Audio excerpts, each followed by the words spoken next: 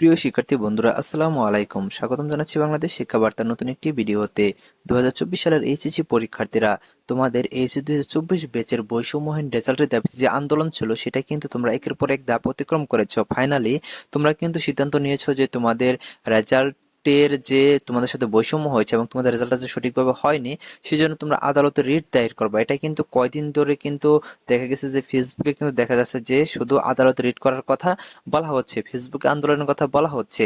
তো ফাইনালি শিক্ষার্থীরা কিন্তু দেখা গেছে যে একজন আইনজীবীর সাথে কথা বলেছে এবং তিনি কিন্তু তোমাদের পক্ষে রিট করতে কিন্তু রাজি হয়েছেন, এরকম একটি নোটিশ কিন্তু প্রকাশ করেছে কিন্তু বিভিন্ন ফেসবুক গ্রুপগুলোতে। তো আমরা লক্ষ্য করতেছি যে এখানে যে গ্রুপে যে ফেসবুক পোস্টটি দেওয়া হয়েছে, সেটি হচ্ছে একজন আইনজীবী, যিনি রয়েছেন অ্যাডভোকেট, বাংলাদেশের সুপ্রিম কোর্টের আইনজীবী যিনি, তিনি কিন্তু তার নাম হচ্ছে মোহাম্মদ তরিকুল উল্লাহ।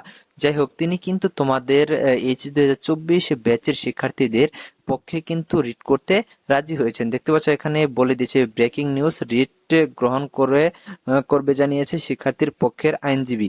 তো যাই হোক, এখানে দেখো তোমরা, এখানে বলেছে যে সুধী আসসালামু আলাইকুম, এইচএসসি পরীক্ষা 2024 সংক্রান্ত অকৃতকার্য হিসেবে যাদের ফলাফল এসেছে তারা মহামান্য হাইকোর্ট রিট দায়ের করার মাধ্যমে আইনি কার্যক্রম গ্রহণ করার নিমিত্তে আমার শরণাপন্ন হলেন। চেম্বারে আসা প্রতিনিধিদের সঙ্গে মত বিনিময় করে উক্ত বিষয়ে আইনি পদক্ষেপ গ্রহণ করার জন্য আমি সম্মত রয়েছি। ধন্যবাদ। তো বিষয়টি তো বুঝতে পারছো যে শিক্ষার্থীরা কিন্তু অনেকদিন ধরে বলতেছে যে তারা আদালতে রিট করবে। তো এটার জন্য কিন্তু তারা দেখা গেছে যে তার চেম্বারে গিয়েছে, এই উকিলের চেম্বারে গিয়ে কিন্তু দেখা গেছে যে তাদের কথাগুলা, তাদের অভিযোগগুলা কিন্তু উপস্থাপন করেছে। আর এবার 2024 ব্যাচের পরীক্ষার্থীদের যে অভিযোগগুলা রয়েছে, সেটা যে কোনো সুস্থ মস্তিষ্কের মানুষকে যদি বলা হয় বা বোঝানো হয়, তাহলে সে বুঝতে পারবে যে এটা তাদের সাথে আসলে কি পরিমাণ আসলে অবিচার করা হয়েছে এবং তাদের সাথে কি পরিমাণ বৈষম্য হয়েছে। তো তোমরা যারা 2024 সালের এইচএসসি পরীক্ষার্থীরা রয়েছে, তোমাদের পরবর্তী তথ্যগুলা কিন্তু অবশ্যই কিন্তু তোমাদের জানিয়ে দিব যে আসলে তোমাদের এই আন্দোলন, তোমাদের এই কোর্টে রিট করা, এগুলোর ফলাফল কি আসতেছে। তো তোমরা যারা এখনো আমাদের চ্যানেলটি সাবস্ক্রাইব করো না, আমাদের চ্যানেলটি সাবস্ক্রাইব করে রাখো এবং পাশে থাকা বেল আইকনটি বাজিয়ে দাও। আর তোমাদের সামনে অনার্স ভর্তি পরীক্ষার যে গুঞ্জন রয়েছে এবং পাশাপাশি তোমাদের ইউনিভার্সিটি এডমিশন তোমরা নিচ্ছ, সকল তথ্যগুলো কিন্তু আমাদের থেকে পেয়ে যাবা। তো যাই হোক, তোমরা যারা এইচএসসি 2024 ব্যাচের পরীক্ষার্থীরা রয়েছে, তোমাদের যে আদালতের রিট নিয়ে যে প্রকার ফেসবুকে পোস্টগুলো হচ্ছে, সেগুলো কিন্তু আমরা একের পর এক দেখে আসছি যে তারা জানিয়ে দিচ্ছে যে মার্কশিটের আরেকটি বিষয় ছিল যে মার্কশিট জমা দেওয়ার যে বিষয়টা, সেটা নিয়ে কিন্তু এখন পর্যন্ত শিক্ষা বোর্ডের কোনো নোটিশ কিন্তু এখন পর্যন্ত পাওয়া যায়নি। যাই হোক, তো তোমরা যারা 2024 সালের পরীক্ষার্থীরা রয়েছে, তোমাদের যে আদালতে রিট করার কথা, তা হয়তো বা তোমাদের number, roll number, registration number এগুলো নিয়ে হয়তো বা রিট করা হচ্ছে, এরকমটা হতে পারে। তো এটা নিয়ে আসলে সঠিক তথ্যটা কিন্তু আমি এখন পর্যন্ত পাইনি।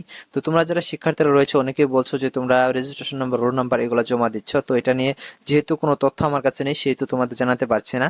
তো যাই হোক, তোমরা যারা এই যে পরীক্ষার্থীরা রয়েছে, তোমাদের পক্ষে যে আদালতে রিটটা করা হবে, এটা কিন্তু দেখা যাবে যে তোমরা যারা রেজিস্ট্রেশন নাম্বার বা রোল নাম্বার জমা দিচ্ছ, তাদের ওই যে রিট করা হবে এরকম না। দেখা যাবে কতিপয় শিক্ষার্থী হতে পারে যে তাদের প্রমাণটা তো দেখাতে হবে, প্রমাণটা দেখানোর, আদালতে প্রমাণটা দেখানোর জন্য হয়তো বা কয়েকজন শিক্ষার্থীর রোল নাম্বার, রেজিস্ট্রেশন নাম্বার প্রয়োজন হতে পারে। কিন্তু সারা বাংলাদেশে যে শিক্ষার্থীদের সাথে বৈষম্য হয়েছে, সকল শিক্ষার্থীদের রেজাল্টটা কিন্তু পরবর্তীতে পুনর্বিবেচনায় আনা হতে পারে, যদি মহামান্য হাইকোর্ট যদি এরকম একটি ডিসিশন যদি নেয় যে আসলেই শিক্ষার্থীদের সাথে বৈষম্য হয়েছে এবং এটা পুনরায় দেখা হোক, খতিয়ে দেখা হোক, তাহলে কিন্তু সকল শিক্ষার্থী যারা ফেল করেছে তাদের রেজাল্টটা কিন্তু অবশ্যই খতিয়ে দেখা হবে, কারণ যেহেতু আদালতের রিটটাই হচ্ছে এই বিষয় নিয়ে।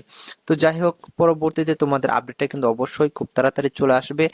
তোমাদের খুব তাড়াতাড়ি আমি জানিয়ে দিব আপডেটটা আসার সাথে সাথে। তো এখনো যারা আমাদের চ্যানেলটি সাবস্ক্রাইব করে না, আমাদের চ্যানেলটি সাবস্ক্রাইব করে আমাদের সাথে যুক্ত হয়ে যাও। ধন্যবাদ সকলকে পুরো ভিডিওটি দেখার জন্য।